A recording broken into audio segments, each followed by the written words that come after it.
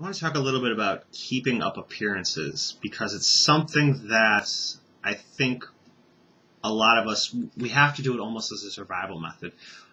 In the past, it's the sort of thing where if you do something that's worth ostracizing and other people find out about it, you'll get kicked out of the tribe and your ability to survive will take a huge hit. And so as a survival method, really, and trained through the years of evolution and human experience, we have learned to fit in. Many people use the quote, sameness equals safeness, where we are, by fitting in, by not standing out, we keep ourselves safe. And it's this idea that we must sort of compartmentalize the parts of our lives so that our image with that particular part of our life works best for what we want to get out of that part of our life. What happens is we end up fracturing ourselves into different aspects of who we are, and that splintered self creates incongruous opportunities. It creates opportunities for incongruity, in that there comes a time when you have to sort of saddle the disparate parts and choose one over another or something along those lines. And for me, I just want to be this one holistic thing where this is who I am.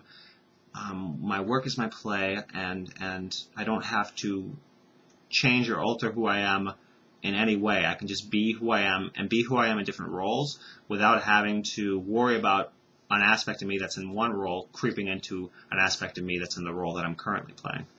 And I want to create this world where people are okay with that. People are okay with just somebody being everything that they are, and where we can learn that the sameness that we are after and as a survival technique, and that kept us closer together, is no longer needed to allow for survival and to allow for the truest expression of who we are, and that it's our differences that are the key to what is going to carry us beyond the problems of our day.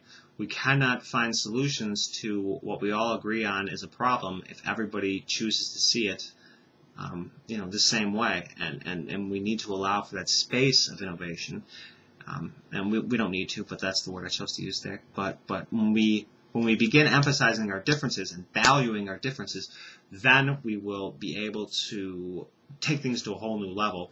When it's completely safe to be yourself, then what happens then? The world completely changes, and that's a place where I want to allow it to go, and that's something I want to encourage, and that's something I want to provide for myself and to provide an example for others through doing this experiment. And so, I hope I'll be able to find a way to do that. It would be great if the world could change just a little bit, if I could connect with those people who are ready for that world, and we can get enough of us together that it's something that starts to metastasize and form around it and start to create its own gravitational pull, and then eventually eke its way into the mainstream, and then eventually kids from future generations are just coming up being themselves and being honored for who they are.